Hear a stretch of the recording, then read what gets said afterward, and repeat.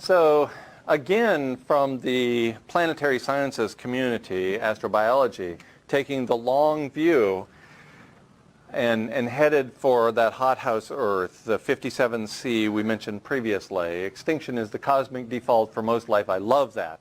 For most life that is ever emerged on the surfaces of most life?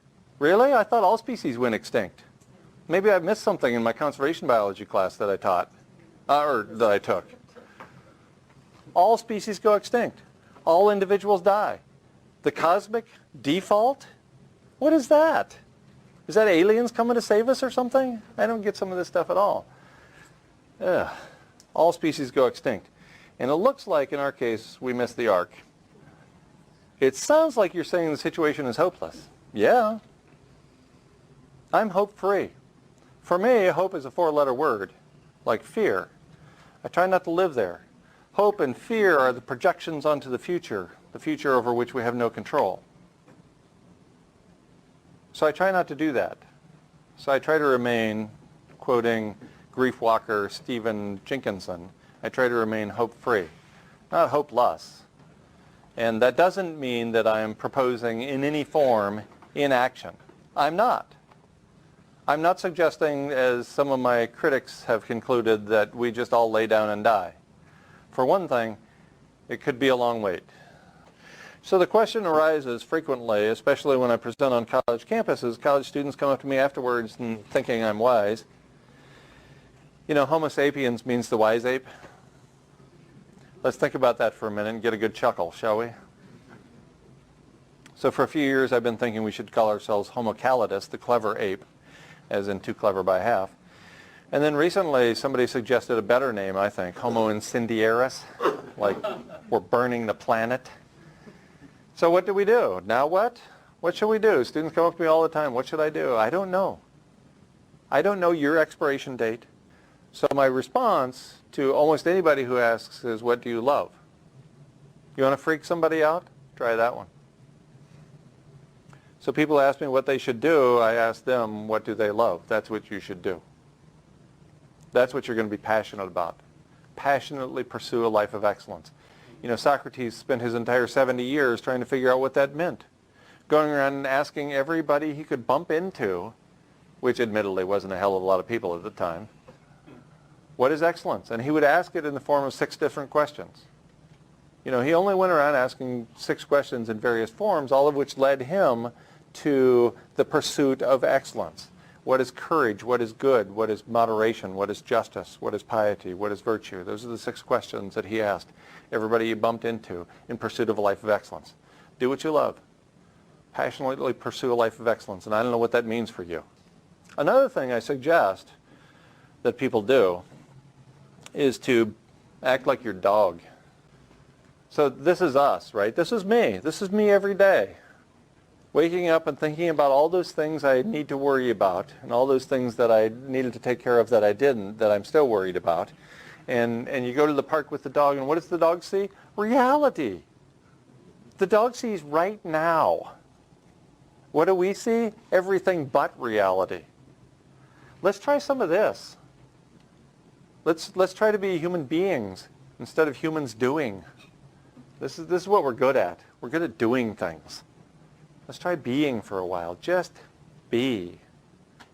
Somebody, must be a year ago, maybe a year and a half ago, says, after I talked for an hour, right, and thought I was saying these important things that are going to change lives. I'm over that now. Such hubris. But it wasn't that long ago. I thought that's what I was doing, right? So this woman asked, if you had to break this down into 3 sentences, because I wasn't really paying attention, what would it be? 3 sentences. And I go, geez, that's tough. I've been talking for an hour. How about 3 words? Be here now. That's what I would suggest. Take a lead from your dog. If you want more, and how would you not? I mean, really. If you want more about the science, there's a single essay at my blog, Nature Bats Last, that will reveal all the evidence I've indicated today and a whole lot more about methane and links to all the papers I talked about, so you can find out that I wasn't just making up this whole thing. Today. I made it up yesterday, replicated it, not really. There are other things to do as well. With a colleague, I've created a workshop for people who have come to the conclusion that we are, in fact, in our dying time, that we are the last humans to occupy the planet, that we are in the midst of near-term human extinction, and that will include not only all my friends and family, but me too. And so this workshop is for that very lonely experience when you're the person who got there and you can't find anybody else to talk to. And that really is the whole story that I'm trying to get across today. That at some point you're going to die. You were never promised another moment. And like that quote from Homer at the beginning from the Iliad, you don't know, you never know which breath is going to be your last. The world is more beautiful when you realize that. You actually can stop and smell the roses when you realize that I might not be here next year when the roses are out. So let's be here now. Let's live. Let's figure out how to live with death in mind, because death is always there, rattling at the door. The odds against any one of us being here, we know a lot about DNA. We know, based on that knowledge of DNA, that the odds against any one of us being here exceed the odds against plucking a single atom at random from the entire universe. They exceed the odds against buying one single lottery ticket every week and winning every week for the rest of your life. That's how uncommon, how rare it is for this collection of DNA to be here. And yet, here we are, one time around. Let's make the most of that, shall we? Thank you very much. Thank you.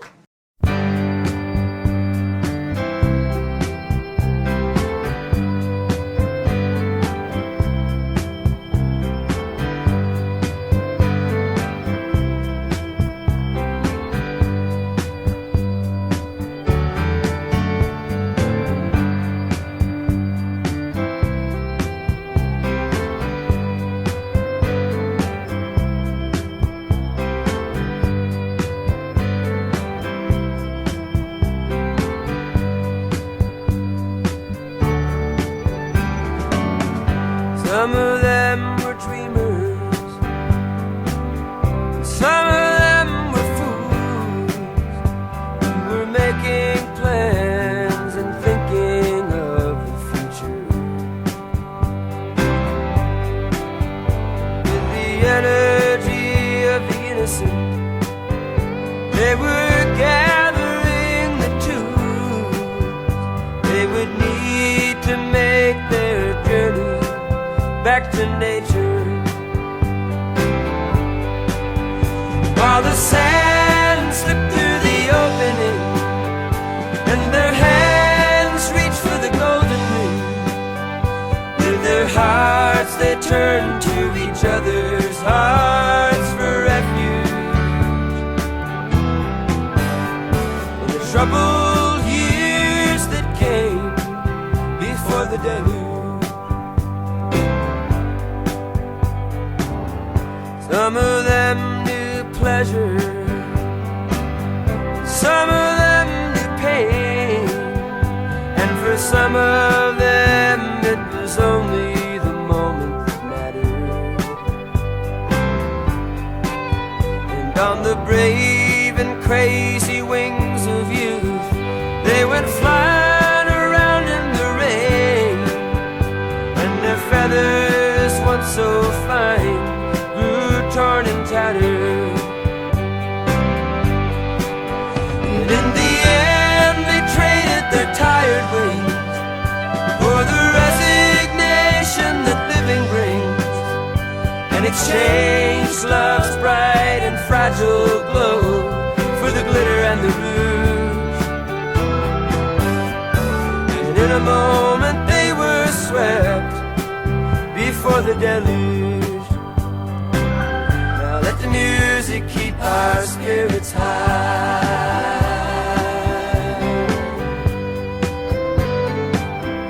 Let the buildings keep our children dry. Let creation reveal its secrets by and by. By and by. When the light that's lost within us reaches the sky.